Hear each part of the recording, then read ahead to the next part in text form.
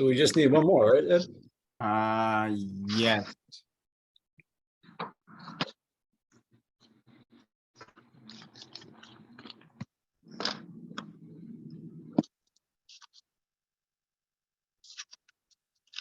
I hope Chris makes it. Chris is usually early here. Yeah, he's usually on by now.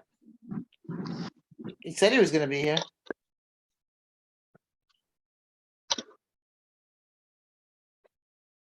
I see Cesar. Hey, Cesar.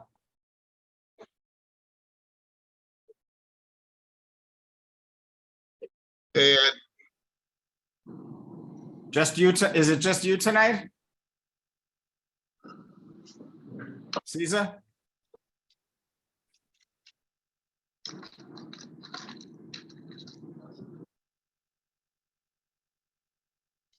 I'm gonna give it 2 more minutes before I start.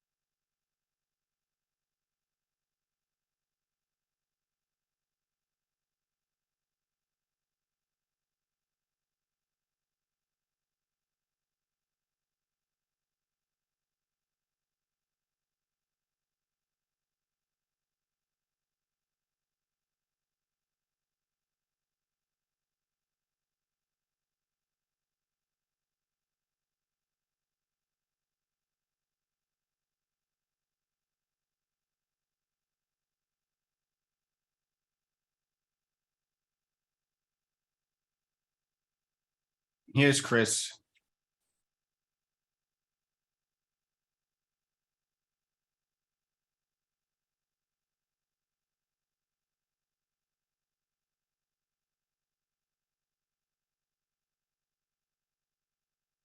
Chris, is that you? Calhoun? Oh.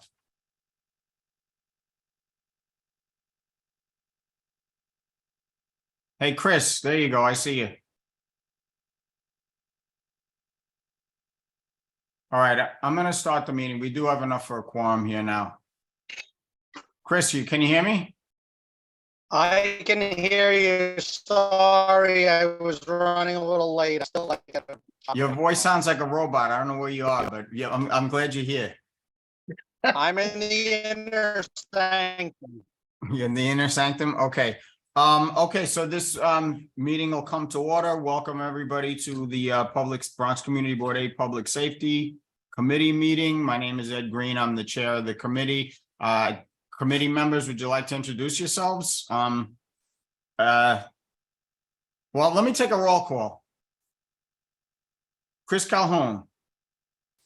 Hi, I'm Chris Calhoun. Hello, everybody, including Ed.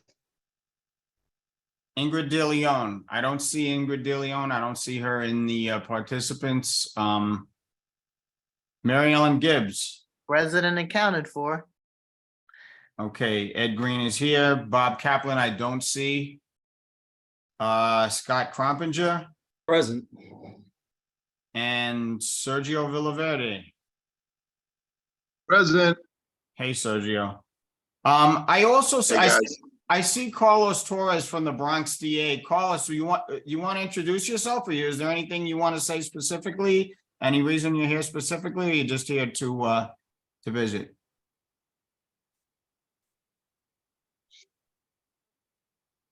Carlos, can you hear me from Bronx DA?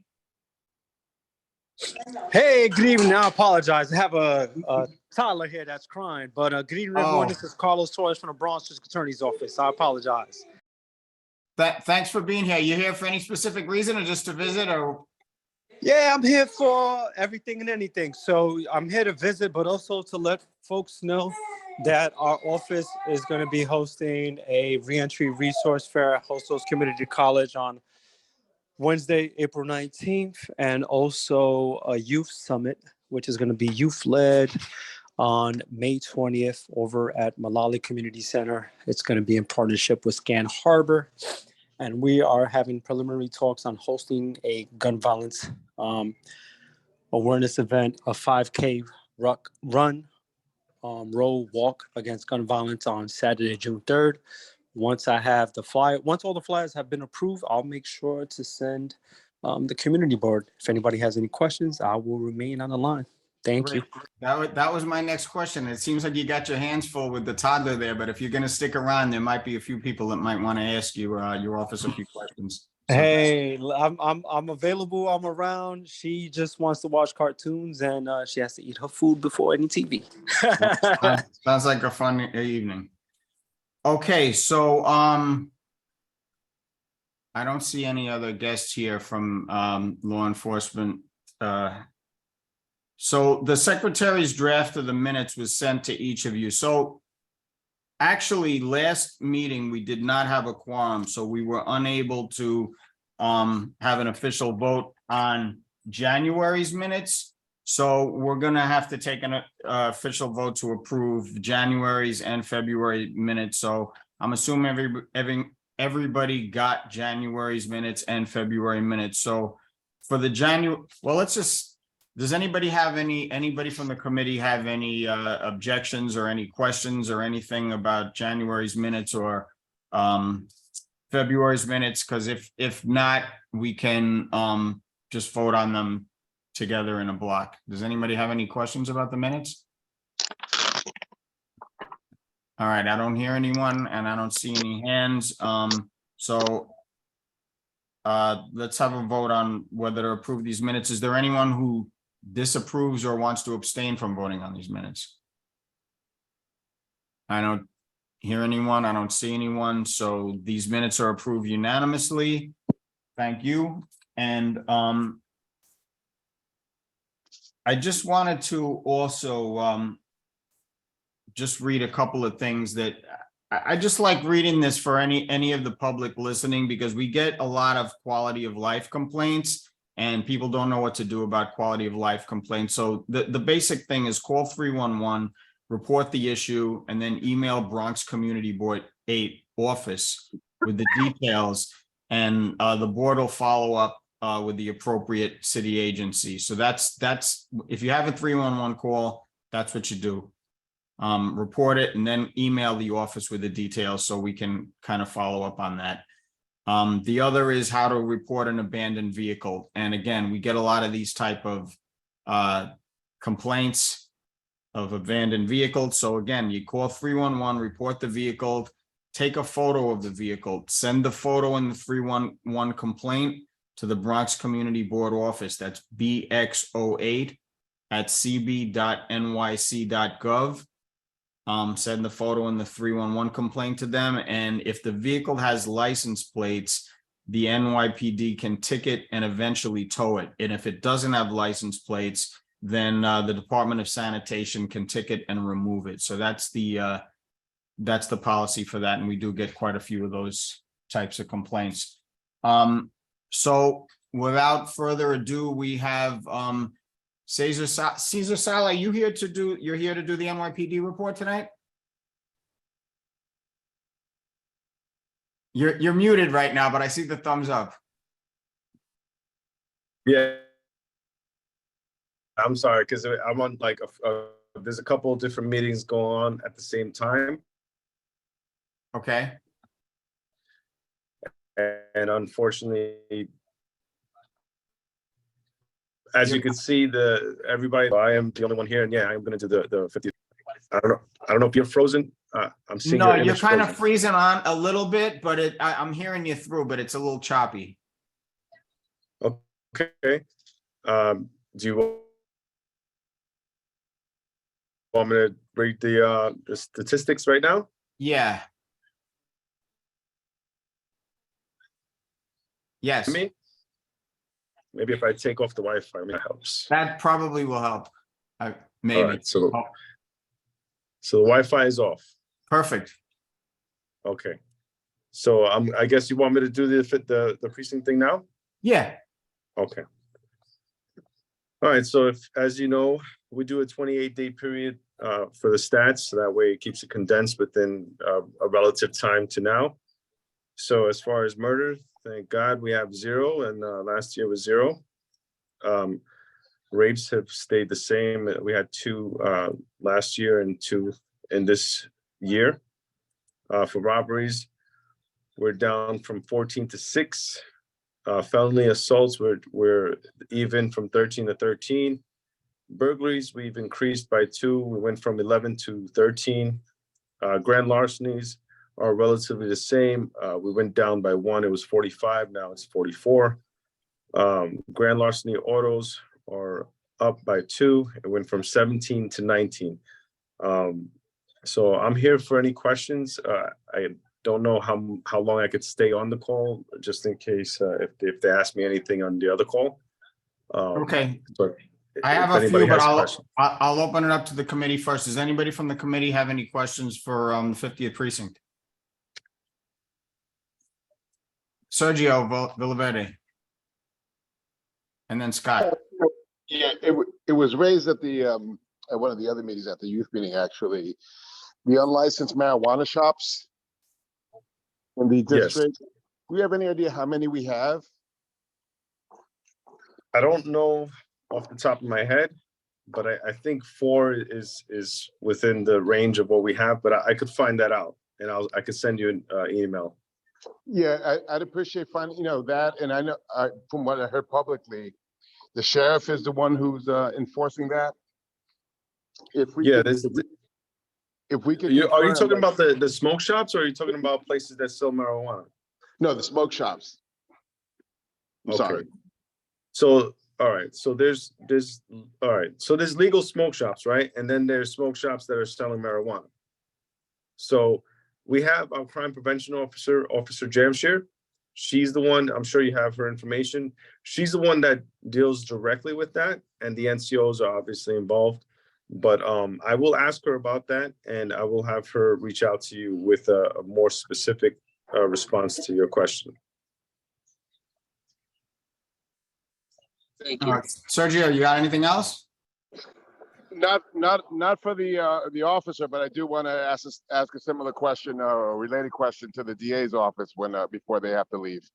Okay, Scott. I'll hold that. Yeah, officer, I heard about, there was a shooting, I think, in the 3800 block of Waldo Avenue. Do you have any details about that? I think it happened last weekend. No, I don't have any information. I know you're talking about just a shooting, but nobody getting hurt, that type of thing. That's what I heard about. I wasn't sure about the details. Yeah, if somebody would have gotten hurt, or if something came of it, other than so we have something called Shot Spotter. I don't know if you're aware of how that works. Shot Spotter is basically if there's something that could resemble shots fired, it'll pop up on a chart. It's kind of like a sensory thing where the cameras caught it, or the volume of the shot was caught by whatever it is that's monitoring that. We've had, unfortunately, over the last year or so, we've had an uptick on those type of things. So a lot of times what ends up happening is that if there's something left behind, unfortunately, if there's a victim, or if, let's say, it hit a car or something like that, usually that ends up on the radar first. If there was a shots fired, as somebody calling 911 and saying that they heard shots fired, it could be anything. It could be fireworks. It could be a lot of different things. So at this point, I don't know anything about that, but I will look into it. And you said by Waldo Avenue? I think we have this 3800 block around there. Yeah, Thank so the detective squad came today actually asking about 3800 Waldo, saying that somebody was inquiring something to them. They didn't mention anything about shots fired, but I will look into that. Okay, thank you. No problem. Mary Ellen Gibbs. Hi, how are you? there are old mobile homes over by, I'm trying to think of the street address, over by PS 24 parked down the end. And I kind of find that they used to be parked over by the parkway. Now they're kind of hiding out over there. But they're, being that they're RVs and there are children over there, I think that poses a really dangerous issue, in case they have any like weird ideas, because with kids and trafficking and stuff, God forbid, they try to steal one of those kids out of the school or something, if that's what's going on over there. And also, it's a big, big issue in Key Food parking lot. Cars are being like towed like crazy, and there's like shaking people down saying cash only, and if they're right there, they won't let their cars go, and it's becoming a really, really big issue. What's the issue, that they're being towed, or that they're being told that they're gonna be towed if they're not? No, they're just being like, they're going to the stores that they're supposed to be going into, but even there are videotapes even of this tow truck, and it doesn't even look like a legal tow truck. Like, there's no numbers, and it's just like, it looks like a regular truck with a thing to load a car, just to tow a truck with. And they're just taking people for like no apparent reason. Like, they are going into the stores they're supposed to. Like, they're sitting outside just watching for somebody to be targeted. They took 6 cars, I heard, just like yesterday out of there. And it's getting really bad. They're like targeting everybody that shops in there, to the point where nobody even wants to shop in there anymore. Well, all right, They only accept cash. They won't accept credit cards. So it's kind of like a shakedown, I think. well, Key Food and any of the commercial establishments on that property are the ones that have to address that, right? So if there's a car that's taken without permission, like a stolen vehicle, like what you're alluding to, Uh-huh. the person who had their car taken should call 911 and let us know, right?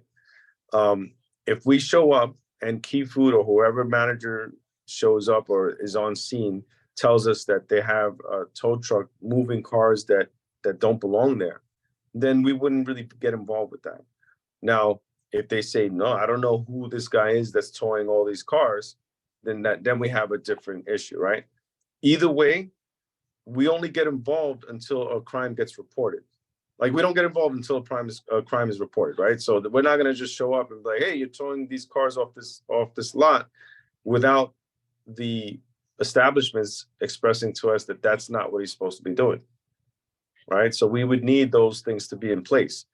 So if they have somebody towing, let's say I own a lot and I pay a company to move cars that don't belong in my lot, the police have nothing to do with that.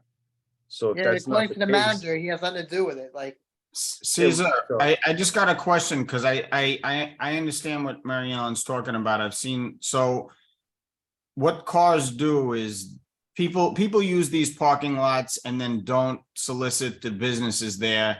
And if the tow truck sees them, they're going to tow their car away. And that's all well and good, because that's what the businesses tell them to do. I think what she's saying is that people who are actually using the businesses, the cars are being towed anyway. So that's a problem. If that's the case. But either way, that's not something the police would address based on what you're saying. So what I mean is, if there's somebody doing that, right, we need to know that he doesn't belong there first, right? So if it's just some random person moving cars, the person that had their car moved has to call us, right? I can't call 911 and say, yeah, my friend Joe Schmo, there's somebody took his car. Is there anything you could do about it? The answer would be no. Joe Schmo has to call us and tell us that his car was taken without permission. We have to speak to, whoever's in charge of that lot, find out if they want those cars moved or not. Now, if the manager or whoever of that lot says, yeah, we have this guy that's moving cars because people do exactly what you just said, then that would be the end of the story. It wouldn't matter if the person was going into the store to buy something or not. That's irrelevant. The bottom line is the establishments are in charge of that. So if you want to address that, you got to speak to them first. So speak to them, whoever it is, have them speak to the, Key Food or whoever it is that's in charge of the lot. Find out what the situation is. And if they tell you, yeah, I don't know who that guy is, or you know, whatever, even if he does it, even if they hire somebody who's just grabbing cars 10 seconds into being parked, that's a civil Right, issue. right. It has nothing to do with the police. So at this point, like what I'm saying, based on what you're telling me, I don't know of any of that being a crime yet.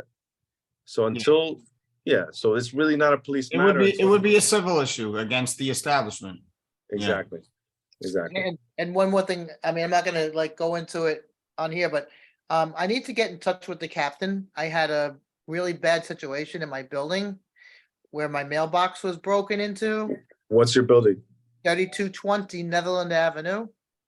It's between 232 and 235. I've had an ongoing issue with my super. He gets like really aggressive, you know, if you're a single woman or whatever, and I've been to the point where I was afraid to go to work. So I had called him on that day to tell him somebody broke into my mailbox. It's open enough where you could grab the mail out of, but it's still locked. And he just like blew up at me. And then he goes, I don't care. He's cursed me out and being threatening. And he said, I don't care, call the cops. But there's been a lot of stuff going on with the mail here. I mean, a lot. So then when the two officers came, I met them outside. And it kind of explained to them the situation, how aggressive he is, and please, like, whatever you do, don't kind of give him right or whatever it is in front of him. Well, he absolutely went off on me right in front of them. And I said, I said, can you get him to stop doing that? And this is what I have to deal with all the time. He goes, what do you want us to do? And I just stood there. I was like, already. And then he goes, oh, well, you want us to take a report? And it was like almost forcing their hand to take the report. Like I was bothering to do that. And I even went outside afterwards to explain to them while they were writing the report outside, this is going to get worse because now I'm going to be afraid to go to work in the morning because there was all this craziness when I would step out early in the morning to go to work. But I haven't heard anything back or whatever. And when I heard it's a criminal mischief when they break into your mailbox and it's supposed to be reported to the postal police. But the way they were with me, they were like making fun of me and they thought it was a big joke. And it was embarrassing and it shouldn't be that way. And I have the highest respect because my father was a member of service and so is my family. So it was really, it hurt me because I come from a police department family. I'm sorry to hear that. It was really bad. He was like, the things they were saying to me too, I was like, I just shook my head. I wasn't gonna like go back and forth with them, but it was really embarrassing and it shouldn't be like that. No, it definitely. I mean, you should poor not be guys like- have a hard enough time as it is with the craziness going on. We don't need people saying how cops are horrible because they're not. I can't speak for who responded to that job. Unfortunately, we do respond to a lot of different type of jobs, and we are human beings, so they may have not behaved in a way that we would want them to, right? But the bottom line is this: for the most part, when you call 911, a lot of times we want to help as best as we can, and unfortunately, our hands are tied when it comes to certain situations, right? So if you have an issue with your super or somebody in the building, there's really a very limited amount of things that we can do unless there is a threat of a crime or a crime, right? So, somebody being aggressive, unfortunately, there's only so much we could do. I could show up, we could talk to him. That's obviously we can do that. Well, my mailbox was broken into, and that's a crime. Well, the mailbox, I'm trying to address the different issues, right? Yeah. So the other issue, obviously the mailbox, that has to be reported to the postal service and they take their report for all that. Any items that are taken, we could take a report for that, things like that. So obviously whatever actual crime occurred, yes, we do what we have to do. As far as the behavior, I'm sorry to hear that. My information is out there. If you don't have your NCO's information, I would urge you to try to get that, or I could give it to you whenever you need. Is Vinny still there? Is Sergeant Vincent still? Because I have his number. I have a few of the NCO's numbers. Mr. Chair, I'm sorry.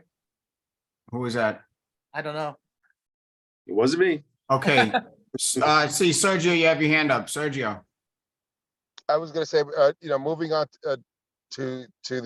before we move on to the agenda, Consumer Affairs handles tow trucks and the city council member's office. It happened at Staples years ago, and they're not supposed to just take cash, but that's a 311 in the Department of Consumer Affairs issues. Thank you. Exactly. There you go. Okay, so I just wanted to bring up something too. We had a few complaints about check washing. I don't know if you've experienced this in our area, but you know, and they even had an article out on it, I believe it was the Riverdale Press, about rising check washing and people, a lot of elderly people being targeted with this stuff. Has this come to your attention at all? Yes, 100%. Officer Jamshid was talking to me about it. I think it was yesterday, as a matter of fact. She's trying to raise funds for things to help people with that type of crime. They have the pens that you can't wash, right? Or at least it's wash resistant at the very least, which is helpful. You know, obviously there's a lot of tips that we need to, you know, to use in order to stop these crimes from happening. Everything these days can be done digitally, even though I know the elderly are a little resistant to do that. I'm finding myself being resistant to a lot of things that we're able to do now with the technology that's out there. But obviously, knowledge is power, and that's the best way to protect yourself. So as far as the police are concerned, addressing those issues, you know, there's really not much we could do, because that's, you know, the mailbox phishing, all those things are kind of tied in together. And I know that they've adjusted some of the mailboxes where they made it a little more difficult for people to get into the mailbox and pull the checks out and all that stuff. You know, so these things are happening, and they, for a little while they work, and then people become creative and they figure out another way to do similar crimes, right? So we are aware of it. Officer Jamshid is doing everything she can to try to help the situation out. And as far as specific locations, like the woman, the person I was just speaking earlier about, the mailbox phishing by Netherland, I will tell Officer Jamshid about that. I'm sure she's already aware of it if there was a report made. So we are aware of it, and we're doing everything we can as far as additional policing within the areas of things of that nature. Thanks. And Right, the yeah, last thing I wanted to My bring personal mailbox, not the one outside, so. The last thing I wanted to bring up, I just wanted to circle back briefly to what Sergio mentioned before about the cannabis, the unlicensed cannabis shops. And the main complaint that we're getting is, you know, I mean, there's a lot of complaints, but they're selling to youth. So that's an issue. And you know, I had a couple of people pose questions to me about the problems with enforcing the laws against these places that are obviously they're illegal, and what the process of enforcement is. And you know, Sergio had a good idea. It is to bring somebody in from the sheriff's department, because we want to understand what the process is. You know, we met with the Office of Cannabis Management about this, and you know, basically what I took out of it was there's, you know, besides themselves, there's a whole range of agencies that bear some minimal type of, well, it's not minimal, but it's some type of collective effort is needed for enforcement between all these agencies. But the sheriff's department was essentially going to take the lead on this. So I'd like to bring them in, and maybe even the Office of Cannabis Management again, and you and the NYPD, because it seems like it's just a lack of resources on all ends that are really the reason why these illegal smoke shops aren't being cracked down on this point. The manpower, you know, is just not there. Is that correct, or what's your take on that? As you already know, the NYPD gets stretched out for everything, you know, on some level, right? So it's funny because I can't think of, it might be the Department of Consumer Affairs, but I'm not sure. There is a woman that I've been going out with on occasion to address the illegal car washes. So people washing cars and you know, in the street. We were doing that last summer. So I imagine we would do something similar with what's going on with the smoke shops and all that once the dust settles and they have an actual plan that we can all follow. So the NCOs, I would say, would probably be involved with that because it's more of an enforcement thing. But as soon as I know that what the plan is, we'll move forward from there. If you guys happen to have anybody in the sheriff's office that is working on something, or also, you know, reaching out to you, or you're reaching out to them, whatever the case may be, obviously we want to know whatever you might know that we don't. As far as officers are concerned, it goes back to what I was saying earlier about our hands being tied, and you know, there's only so much we can do to address it. But you did bring up something that has been brought up at our meetings with the schools. So you may not be aware of it, but now the commanding officers of every precinct are running Zoom meetings with all the principals and the schools that they cover, right? We cover about 30 schools. So every Tuesday at 9:30 a.m., I was on the call this morning. We're on a Zoom meeting with the security of the schools. It's supposed to be the principals, but a lot of times they'll have somebody in their place. And they did bring up that at JFK, there was a couple of incidences. There were 2 incidents of, I think, 4 students that got sick from smoking, you know, I guess it's the fake marijuana or whatever it is that they're selling. I forgot, I wrote it down somewhere, but it's like packages that they get from these smoke shops, and they were underage. So obviously we are looking into that. You know, a lot of times when we start addressing those type of things, it's people that are undercover, or people that are, you know, you're not going to notice them doing it. You know, there's a certain level of a certain time period of surveillance too that happens. It's not always they just go and shut people down and do those type of things, right? So these things, unfortunately, they take a while.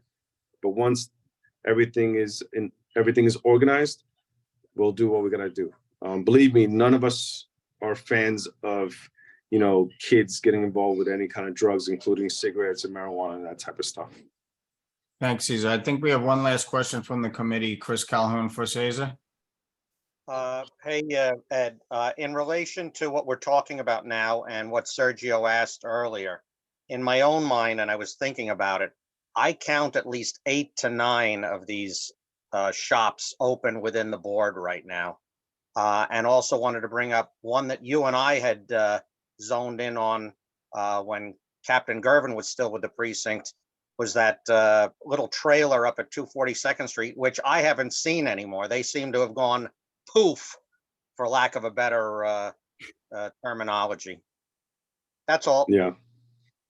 Thanks. Yeah, Aiden, that's probably right, 8 to 9. I mean, a lot of times, you know, my focus is on the worst ones, or the ones that have been involved in some kind of incident. So in my mind, there's about 4 that I can think of that I'm like, I know those are problem ones, right? There might be other ones that are just kind of in an obscure area where I'm not paying attention to. But yeah, I'm not surprised to hear that there's 8 or 9, you know. Some of them have, like, they're blatant with the names. I know there's one right across the street on Broadway now from Williams Funeral Home, and it's called the Pot Shop. And yeah, that's one of the. I mean, they're not even hiding it anymore. Yeah, no, there's a few of them like that. We've been through this before, as far as like how they go around laws and try to like say that they're giving it away for free, you know, things like that. So, but it's definitely on the radar, and it's getting addressed. So, you know, we'll do what we can. You know what? I'm sorry. I actually did receive one other complaint. I promised somebody I'd bring up about altered license and stolen license plates. That seems to be taking off also. Have you heard any complaints about that? Okay, well, I would say less. Last year there was a lot, you know. It's definitely not increasing as far as I can tell, but that's a citywide issue, and it's one of those things that we try, you know, we have people out there, our highway safety officers, and we have our NCO teams. We have a lot of people that are out there trying to address that as best as we can. And unfortunately, a lot of those plates, those paper plates, have been related to a lot of crimes that have occurred. So it's definitely in the red. Like we're definitely aware of it, and it is a problem. It is a problem. It's very easy to get those paper plates. And So you have somebody working on that, or some team of officers, I guess, working on that specific problem? No, it's more of a thing that we're just aware of, right? So when we see it, everybody, it's not like we don't have a specific team that's working on just that. Because you know we're spread out, as I said before, we're multitasking, right? So as an example, we'll have the highway safety officer out there, right, in a particular area where there's high volume of traffic and pedestrians, and maybe there's been an accident there. we go to specific problem areas and they're going up and down and or they're parked on a corner and looking for stuff, right? So one of the things that they look for, it's on the radar, is the paper plates. And if it looks suspicious or whatever the case may be, they follow up on that. That's pretty much how that works. As far as addressing that and only that as like a unit, as far as I know, we don't have that. Thanks, Caesar. Does anybody from the public have any questions for the 50th precinct? I don't see any hands up from the public. So with that, Sergio, I don't know. We still got Carlos here. If you had a question for him from since we're doing the police report? Yes, hold on. An appropriate time, if any. What's that, Sergio? Well, now that we've been talking about the unlicensed cannabis shops, does the DA have any enforcement strategy related to that? That is a great question. So I should start off these when I start these meetings, I should let everyone know on this call that I'm not an attorney. I'm not an assistant district attorney. My role is crime prevention and reentry. So I'm more of like community coordinator, focused on gang and gun violence. To answer your question, what I'll do is I will look into it, follow up with my bureau chief in the Crime Strategies Bureau, and I will definitely have an answer for you sometime before the end of business tomorrow. Okay, I mean, it doesn't have to be on the business tomorrow, but if we can have an answer before next meeting, that would be great. Of course, definitely. It's a personal concern of mine, speak just for myself, that, if there's not, I think there should be. No, and I appreciate that. And again, I apologize. I'm multitasking between the toddler and being in this meeting. And this is in reference to the quote unquote, the illegal marijuana shops and businesses. The unlicensed marijuana shops, cannabis shops that are popping up. Will do. I appreciate you, and I'll definitely get back to. I wish I can put my contact information in here. I'm not able to, but what I'll do is I'll email CB8 my contact info. Yes. I'll meet up with my bureau chief and the staff, and I should have an answer for you.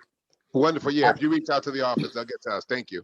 Will do. And I apologize. I'm not going to hold you too much time. I'm sorry that I don't have a clear-cut answer for you. I'm being transparent. If there was anything else, I'm sure I can answer it for you. But when it comes to that, unfortunately, I don't. But I'll work on it. Thank you. Fine for me. I'll get back to you with an answer, a legitimate answer. Thank you. Carlos, no apology necessary. We're just very glad to have you here tonight. Thanks for coming. My pleasure. Okay, so with that, I don't believe there's anybody here from the FDNY tonight. Is there anybody from the fire department here tonight? Cesar, thank you for the report. Appreciate it. You got it. Thanks for your time. You gonna stick around a little bit, Cesar? Yeah, I'm gonna stay on the call for as long as I can. Okay, because we may need you when we go over the budget. But it might be a Captain Soror question, but if you can help, possibly, okay? Sure, of course.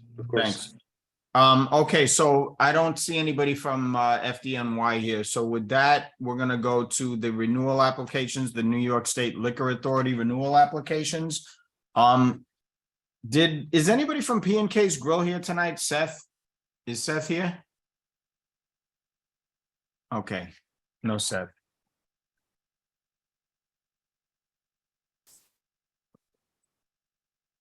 Okay, Jake's Steakhouse. I know somebody's here from Jake's. Hello. Hey, Megan. How How are are you? Good, thank you.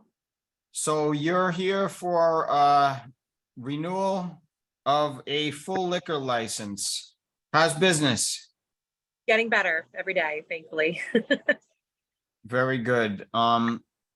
Cesar Sala, you at 6031 Broadway. Any issues with that location of this business that you're aware of?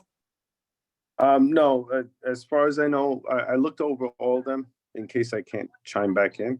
And Great. there are no issues as far as I know. The only one, I don't know if this is out of line to jump the gun, but the only one that I know that used to be an issue was Aroma when it was a different location. Okay. What was the other location? Do you know? It's funny, I can't remember the name of it, but that was years ago. And Okay. since then that was when it was a nightclub. Okay, I don't know if you remember when it was a nightclub. So that was a different time, different issues. As far as I know, everything is good to go on the list that we looked Great. over today. I appreciate that, and it's totally appropriate in case you might have to bounce out too, so we're not fishing for things we don't know, you know? Thank you. You got it. Chris, is your hand up from before, or you got a question for Megan? My hand's up from before. Sorry about that, Ed. I'll take it. No problem. Does anybody have any questions for Megan of Jake's Steakhouse? Megan, I just have a quick question before. Who's Margaret Ryan? The owner, one of the owners, Okay, and you are? the general manager. Gotcha. Okay, does anybody from the committee have any questions for Megan from Jake's Steakhouse? I don't see any hands, so we're gonna take a vote. I'll just say, is anybody abstaining or opposed to approving this application? I don't hear anyone. I don't see anyone. So the Public Safety Committee approves a full liquor license for Jake's Steakhouse, and this will go before our full board at our next meeting for a full board vote. Thank you, Megan, for coming out, and have a good night. Guys, you too. Thanks for having me. Bye. Okay, do we have anybody from Aroma Restaurant and Bar at 5523 Broadway?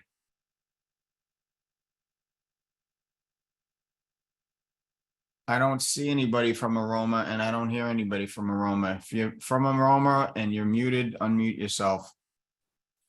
Okay, Aroma, nobody here.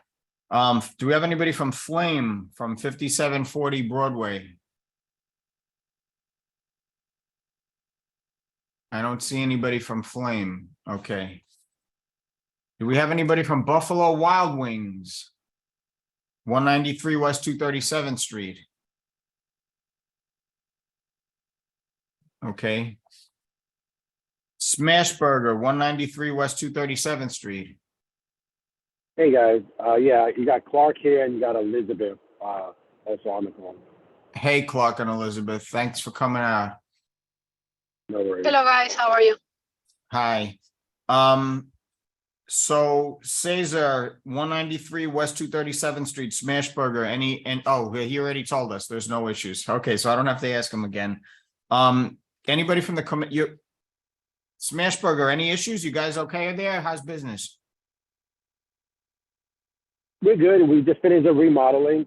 I'm actually stepping out of this area. I'm passing along to Elizabeth, so she could oversee the Riverdale and the Brooklyn locations. I'll be focusing on the Manhattan locations.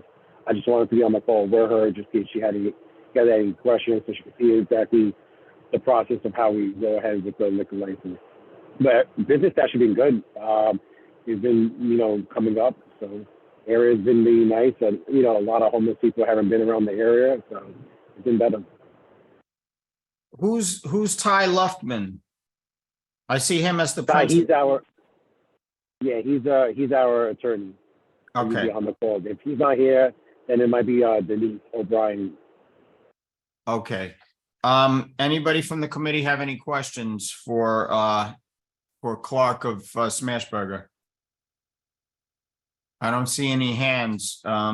So we're gonna take a vote on approval of this application. If anybody wants to abstain or vote against this application, speak up now or raise your hand now. I don't hear anyone. I don't see anyone. So this application passes the Public Safety Committee of Bronx Community Board 8 unanimously, and it will go before our full board at our next board meeting for a vote for approval. So thank you for coming out, and have a good night, guys. Thank you for Thank having you so me. much, Thank you, guys. sir. Mr. Chair, what's the status of the other applications? Right now, you mean the ones we just spoke about that were not here? Right, do we know of any issues with those? As far as Caesar's concerned, no, but as you know, I'm not gonna vote. Well, what are you suggesting? I'm making a motion that if there are no known issues with them, I'm making a motion that we as on block, approve them. There are no known issues. There's no reason not to approve a business that's already been in business, that's been approved before. So I'm making a motion that we approve all of You know them. what? Can we just hold off on that until we go through the last couple and then we can discuss that? Okay. You I'll good with withdraw that? my motion. Thank you, appreciate it. So we have, is anybody here from Neem Indian Cuisine at 3549 Johnson Avenue? Yeah, Neil Ahmed here. How are you? Hey, Ahmed, how are you? I'm doing well, thank you. How's business? Things are good. We just celebrated our second year on February 15th. So Excellent, congratulations. thank you. So as the 50th precinct said, no issues with this business. And anybody from the committee, Arlene Simmons, you have your hand up. Who is Arlene Simmons? I don't hear anything. Maybe it's a mistake. Mary Ellen, you have a question for Nima? It's not a question, it's good in favor. It's a very well-run restaurant. Food, their customer service is like phenomenal, and you never see anything bad there, just good service and Very good. We're getting an you're getting an good, endorsement on safe, from one of good our safe committee members. place. Good safe place. Thank you. Thank you so much. Well, that's good to hear. So, this is for a renewal and full liquor license. Okay, so, we're gonna take a vote on it. If there are anybody who wants to abstain or object to this application, speak up now or raise your hand. I don't see anyone. I don't hear anyone. So, the full liquor license for Neem Indian Cuisine is passed unanimously by the Public Safety Committee and will go before our full board at our next board meeting. Thank you, Ahmed, for coming out, and good luck with your business. I'm looking forward to Thank you. checking out myself. Keep up the good work. You too. Thank you. Okay, last but not least, do we have anybody from The Johnson here? It's a new application and a temporary retail permit. Do we have anybody here from this business? We just got this application today. It's not even on the agenda. I don't hear anybody or see anybody from this business. So I'm gonna go back to Sergio. Well, Sergio, state your motion. Could we have, what were the renewal applications who did not appear, Mr. Chair? I'm sorry. No problem.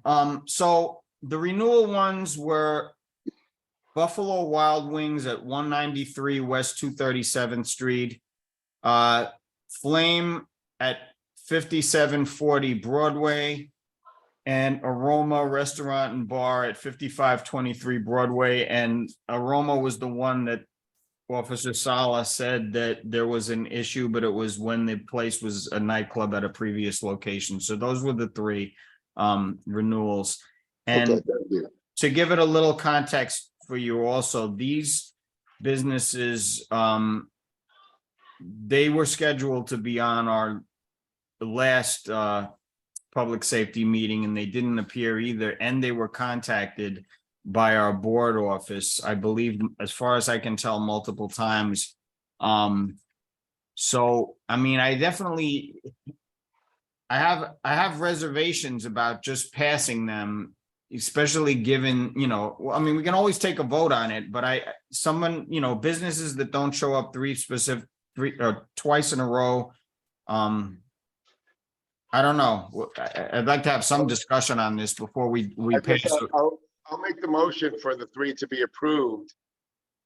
And then I guess if there's a second, we can have discussion, because I feel strongly that if there's no issue, we're having this meeting in the middle of the dinner rush, that we should not be standing in the way of businesses. So I'm making the motion that these three be approved, and I'm asking for a second.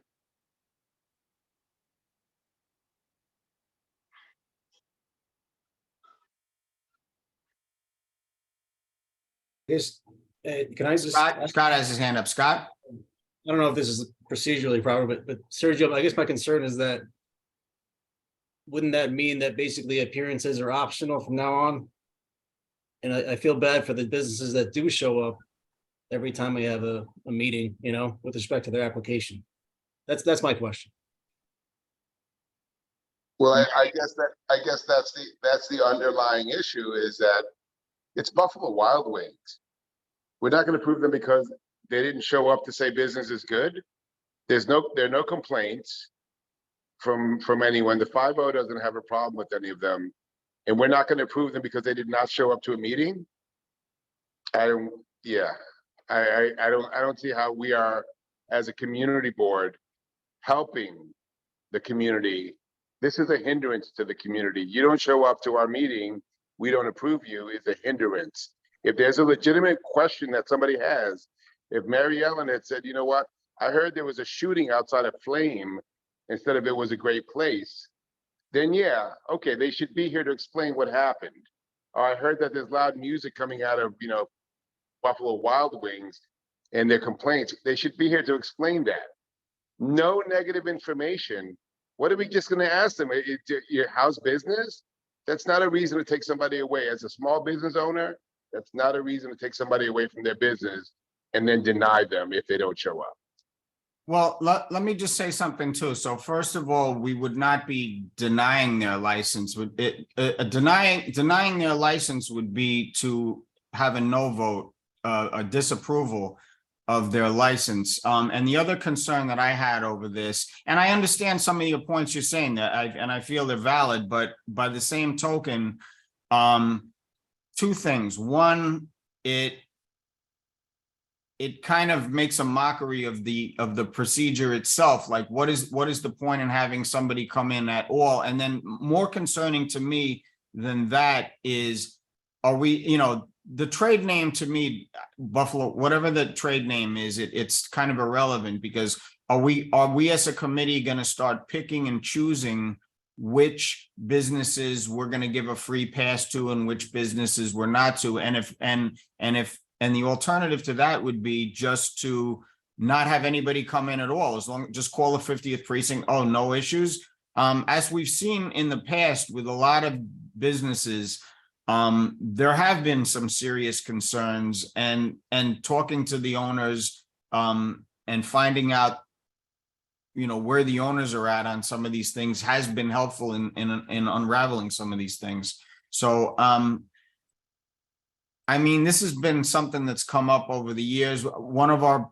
previous, a couple of years ago, we had a policy, and Jill, who was on, you know, the Public Safety Committee, who's no longer on the board, I think was the one who proposed this, that, you know, she wanted to disapprove anybody that didn't come because of it's a sign of disrespect to the community. You know, the community wants to know who their businesses are. They want to know who the owners are, who represents the owners.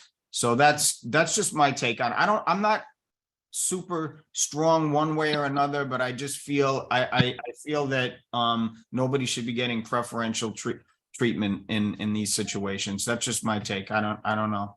Mary Ellen, have your hand up. Sorry, go ahead.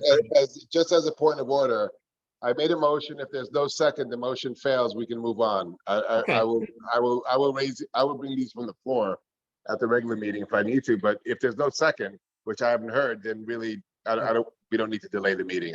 Right, that's fine. But I think it is productive to talk about these things, because you do, you know, you bring some good points as far as I'm concerned. So it's, you know, Mary Ellen, you have your hand up.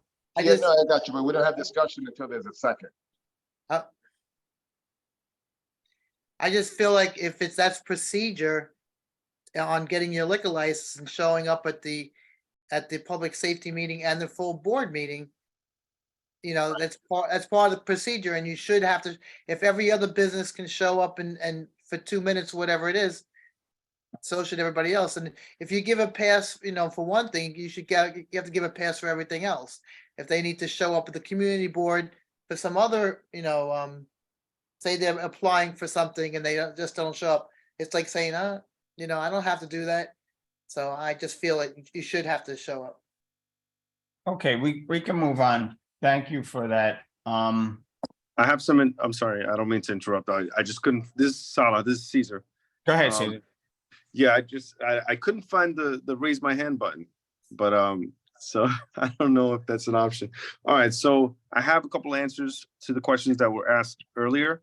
Okay, Our crime prevention officer was kind enough to respond, even though she's home. We have 14 to 15 smoke shops.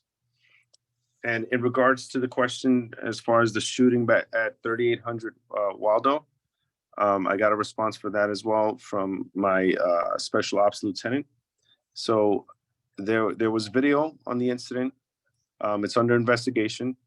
We've identified, well, obviously we know the victim or at least the person that had a vehicle at the location. There were 4 shell casings recovered and 1 live round recovered. There were no injuries. And that's pretty much all the information we have now. But there is a video. So with that, we're hoping to be able to make an arrest, hopefully relatively quickly. If that answers whatever. that's great, Cesar. Thank you. No problem. Okay, so with that, we're gonna move on to the next part of our agenda, which is old business, and I want to discuss our prioritized budget requests. So unfortunately, I don't have anything I can put up on the screen because I'm kind of technologically challenged here when and I don't have the documents available, but I do. We had the last couple of meetings, we talked about certain items, and the 50th precinct gave us certain items. And I'm still going to have to reach out to Captain Soror because Cesar, we did not receive a list of the Argus cameras where you guys have them. Because one of the things we discussed is we don't want to start asking the city for, or the agency for stuff that we already have. So without having a full list of where the Argus cameras are, I'm not comfortable with putting in more requests and then, so we really do need that list. I don't know if you want to pass that on to Captain Soror. The last couple of years, we got one from Captain Melendez and Captain Gervin, and it's crucial for our budget request that we have that list, so we're not basically ordering the same things again. I'll make sure that we have the most updated version within the next 24 hours. Beautiful. Appreciate it. Mr. Chair, Yes. is there a deadline on when we have to have them in? I could say, but I see David Gelman is here. He's the authority on that, and I don't want to misspeak here. I don't know if David would want to speak on this at all.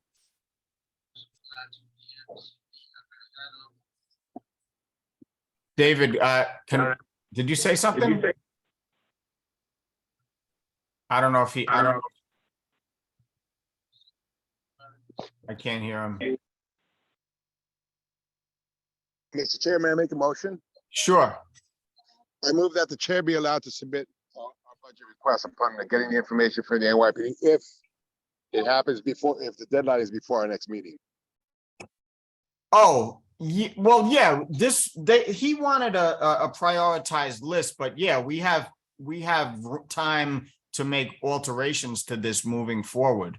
Absolutely, because we do that at the board meeting too. We make changes and all. This is going to be in order of the public safety. It's going to go somewhere in the into the big picture of the board. And so if you don't think it's necessary, I'll withdraw the motion. Yeah, I don't think so. What do you think? You've got more experience than me on this. I just said the motion is if the deadline comes up, that the chair be allowed to submit our budget prioritization after he gets the information from the 5-0. That was it. But if it's not a deadline issue, then we don't have a problem. Yeah, I don't think it's a deadline issue at this point. I know David he's there in the thing, but I can't hear him. So and I know they just wanted to prioritize, but we've always in the past been able to get stuff a little bit later on. So if that's a concern, I'll send an email out to everybody, and we'll do what we have to do to get that final list.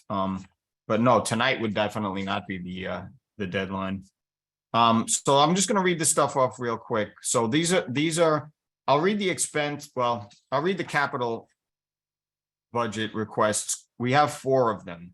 And when I say four, the first one is, it's a variety of locations, but it counts as one because it's Argus security cameras. It goes under the capital because these things are expensive.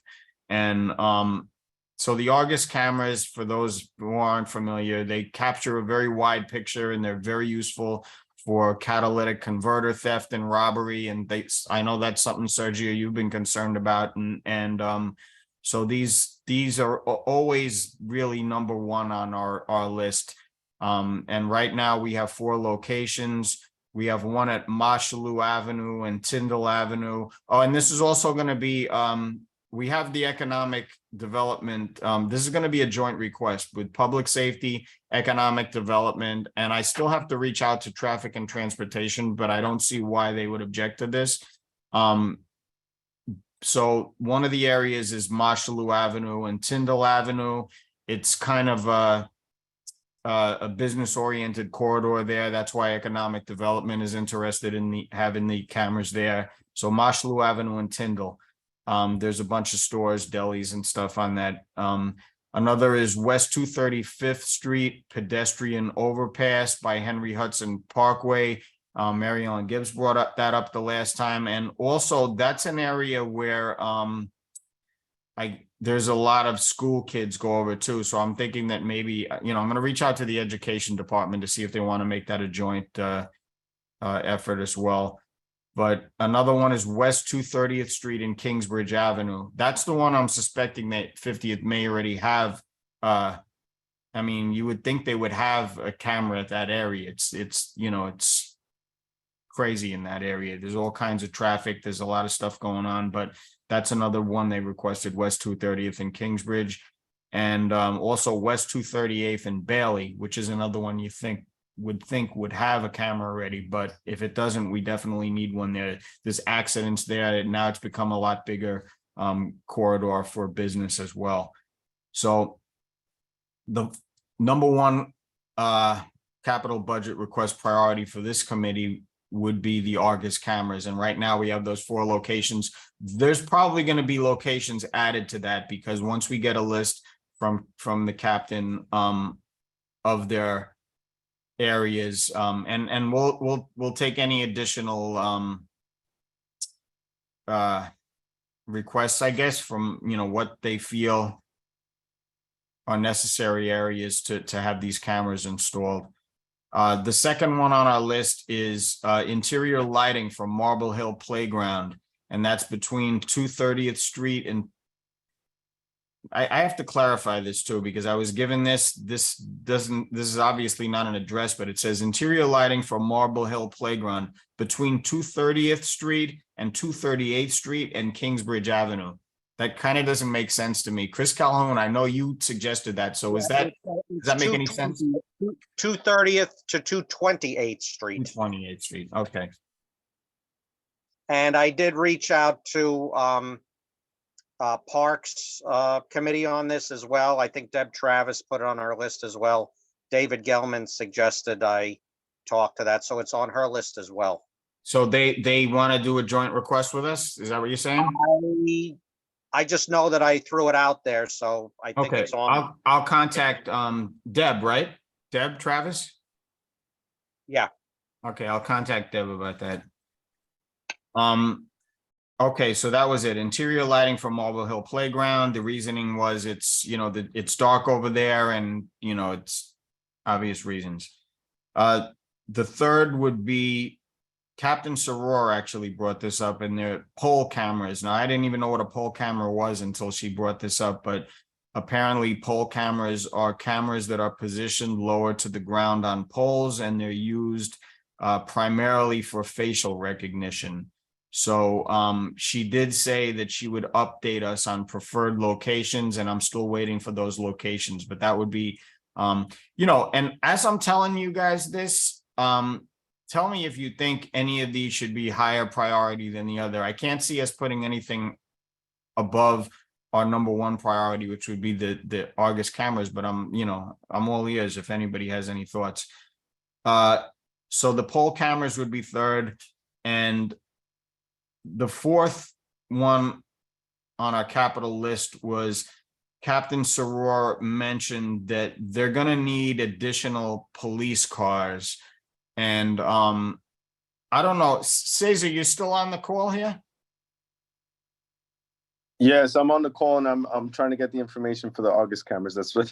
Oh, great, So, thanks. Go ahead. Yeah. what's up? But Captain Soror mentioned that she mentioned something that the police cars were being eaten by rats. I mean, you can't make this stuff up, but it's the bottom line is you guys need additional police cars because many police cars are routinely out of service due to mechanical wear and tear issues. I don't know what to do about the rats. I don't even know how to put that in. I'd be afraid to submit something like that because your NYPD might, think I'm crazy. I don't know how to even go about that. So I guess we're gonna have to put that in. Because she's like, can you do something about the rats? It sounds like an exterminator issue. I don't know.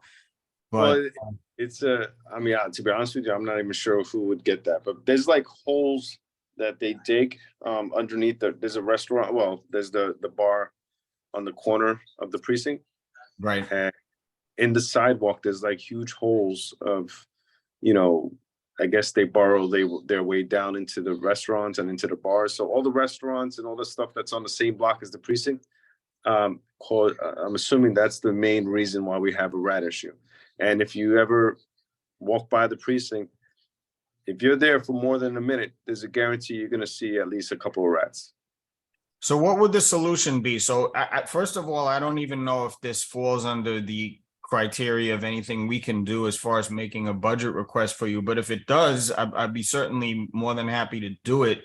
I just need some type of guidance from you guys on what specifically you would need to address this issue, because it's kind of hard for me to make heads or tails of it from the descriptions I've got so far. To be honest with you, I don't know. I think we're all kind of in I don't want to say at a loss, but it's one of those things. Well, just hold on 1 second. Sorry. It's one of those things where it's like, who's supposed to take care of that? I'm assuming, I guess, whoever's grading the restaurants, maybe. I'm not sure.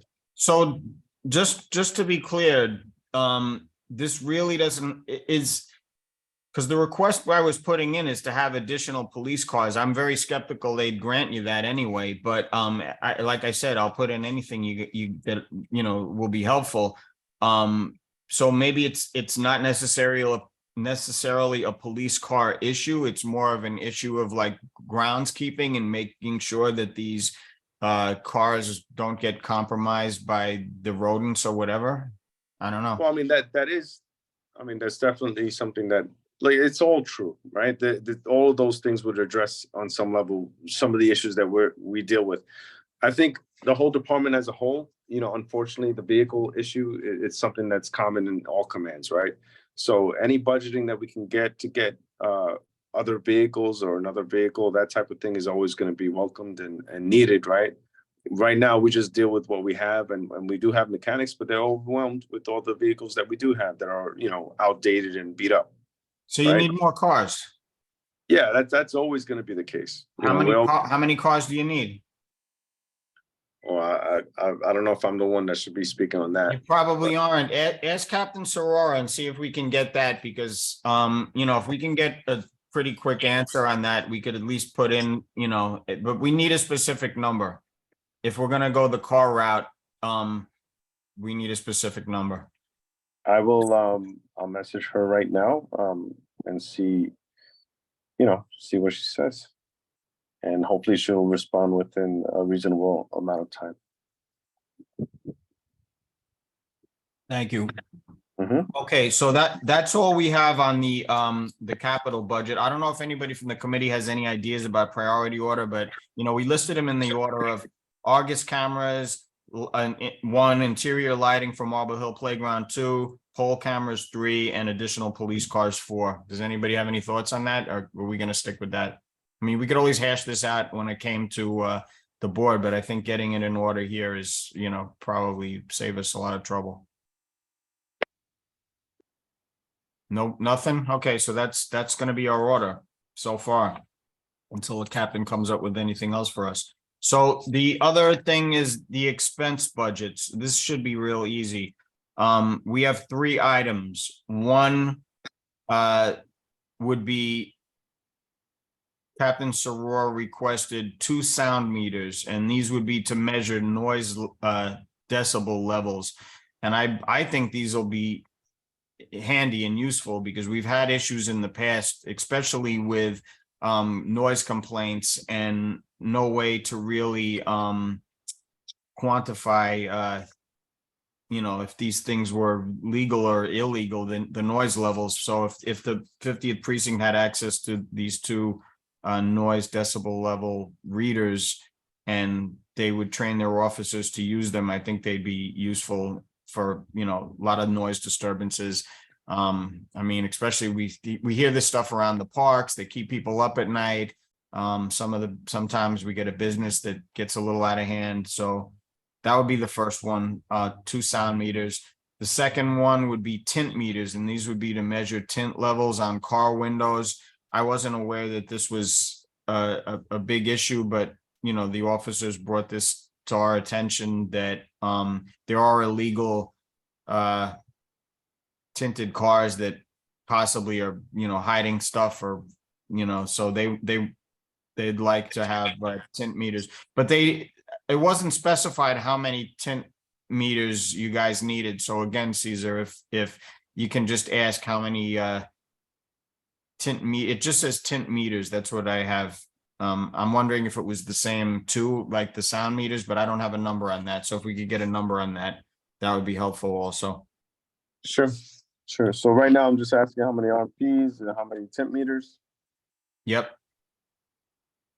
And the last one was actually a holdover from the previous 2 budget requests that we never got, which was this was a joint request from Public Safety, Traffic and Transportation, and Education. I don't see why any of these other committees would object to that this time, but it was for a school crossing guard at Hillman and Sedgwick Avenue.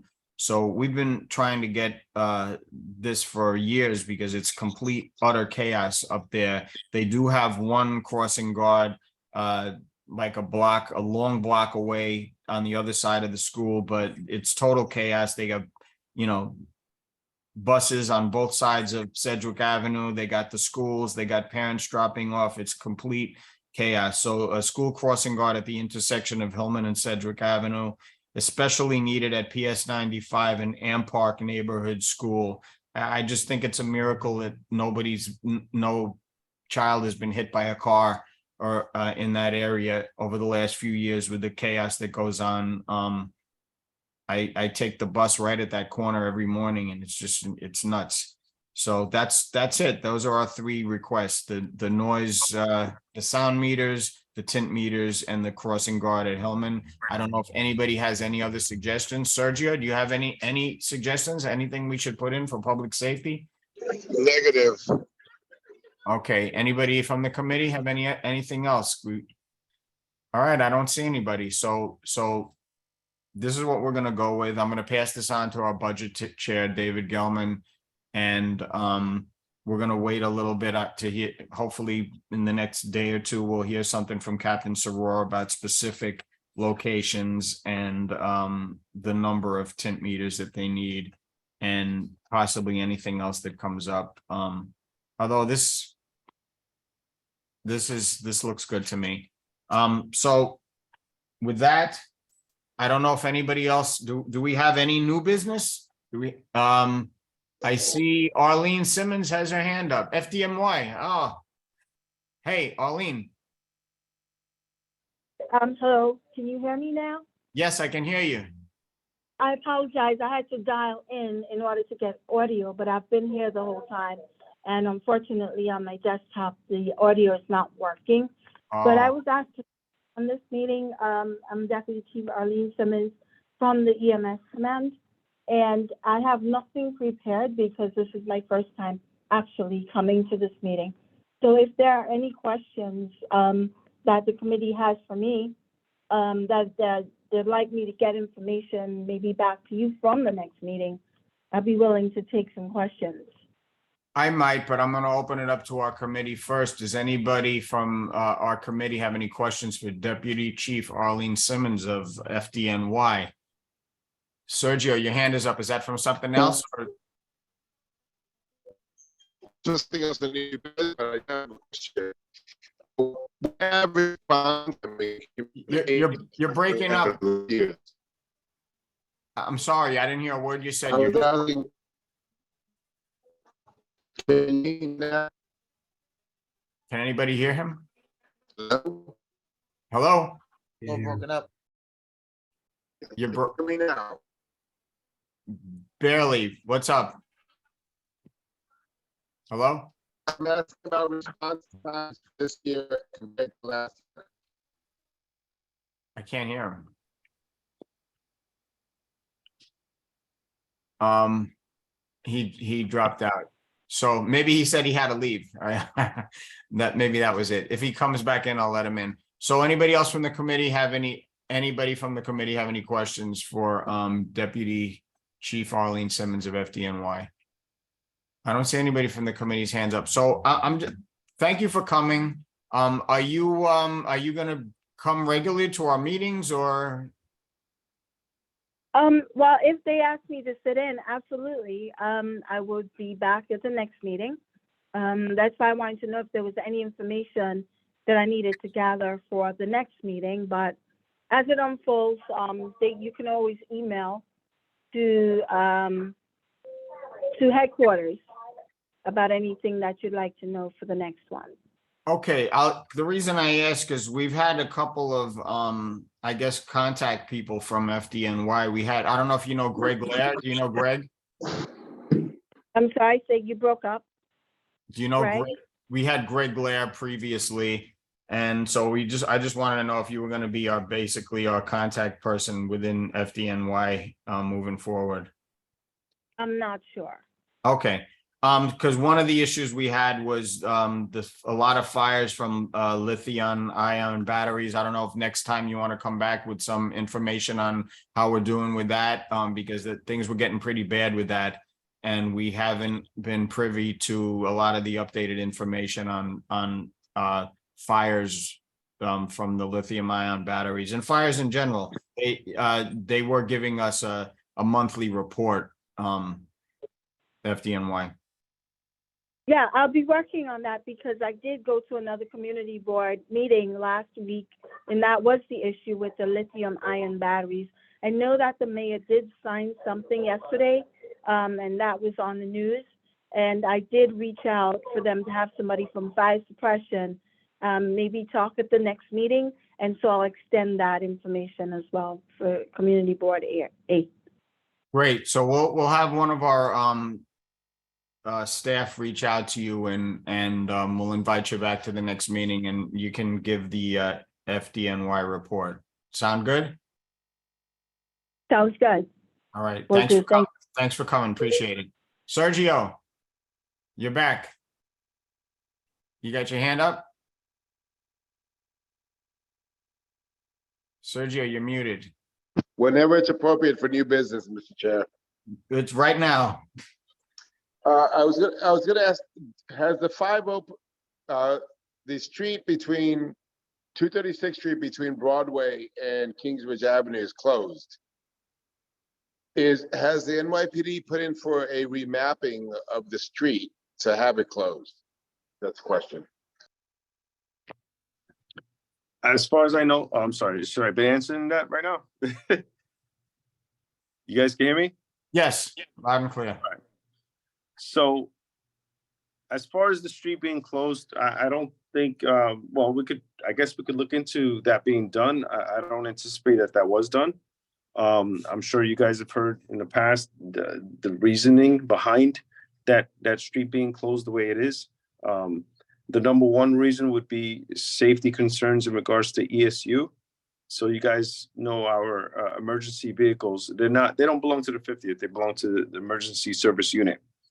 So they come out of there. So whenever there's something heavy that's going on that obviously a regular patrol officer, it's too much for them to handle. ESU comes rushing out, kind of like a fire department would, or, and they need the space to be able to move. And unfortunately, the surrounding area of the precinct is it's really congested. I mean, obviously you see it's a nightmare to go in any direction. So the fact that the street is closed off the way it is, it actually makes life a lot easier for them to get out and get where they gotta be. And it saves a lot of time instead of leaving that street open, leading to congestion, being right outside the exit and entrance that they come out of. Aside from that, what triggered it originally was the protesting and the threats to the police officers and the precincts. So that was the original reason why that started to begin with. And then it just turned into, to simplify some of the issues that we've had in the past with that street. I guess it's almost like, oh, wow, this actually is helpful for more than just the safety purposes. If that's some clarification on why that's the case right now. No, I wasn't asking for the rationale. If there's a rationale, though, there's a process to close the street. And my question is, has the NYPD said all that to the city and said we need to close the street officially, as opposed to just doing it for good reasons? And I can't speak on behalf of the department itself. Obviously that's about 20 ranks above my head. So I will ask the commanding officer, and I'm sure I wouldn't anticipate her to know the answer to that either, but we could look into it. And as soon as we know anything, just like the other questions, I'll try to get that answer to you as soon as I can. Thank you. No problem. I actually do have a couple of. She did respond in regards to what she was requesting, if it's doable at all. Obviously it's just a request. She put basically, like you said, the 2 tint meters would be the same as the 2 sound meters. Okay. She mentioned the pole camera as well. I think you spoke about that earlier. Right, we were looking for locations for that, though. And again, this is something you don't got to give us on the spot. It would be nice if you could, but no big deal. You can just forward the information to the board and they'll relay the information to me. So we need locations for the pole cameras. How many pole cameras and what locations? Initially, I think she said 2, but she was a little vague about that. So it would be how many pole cameras and what locations? Okay. Our special ops lieutenant might be able to have a little input on that, because he's got the guys out there in the field, dealing with all the issues. So okay. And also Cesar, how many police cars also? That would be the last one. She messaged 5. 5, okay. Yeah, that's the number she gave me. Hey, listen, it's a wish list, right? I mean, anything is great. 5 is the number that she put out there. So okay. That's it. Thank you. Yeah, that's all right. That's all I got.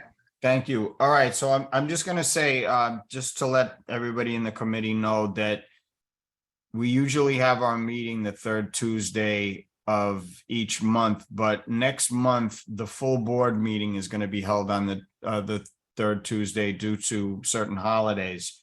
So I've yet to have a definite scheduled date. I definitely do not want to not have a public safety meeting, but it's something I'm going to have to work out with the board to get a date. It probably won't be a Tuesday. It's probably going to be another date. Hopefully everybody will be able to make it, but it's something I have to talk to the board chair and the staff about as far as working out a date. I do have a guest speaker who's scheduled to come from the police commissioner's liaison unit, the detective from the police commissioner's liaison unit, who should be a guest speaker for us. And the following month, which would be May, I'm going to take, Sergio suggested that we contact somebody from the sheriff's department, which I think is a great idea, because I just think we need to talk about having some type of coordination about cracking down on a lot of the illegalities of what's going on in these smoke shops, especially these illegal cannabis spots, because they're violating so many laws.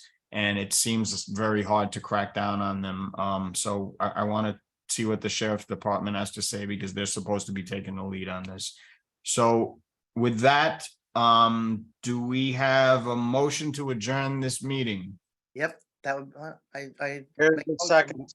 And we have a second. So this meeting is adjourned. Thank you, everybody, for coming out. And we will see you at sometime next month. Have a Thank good you, night. Ed. Good night. Good night. Thanks, Thank Ed. you.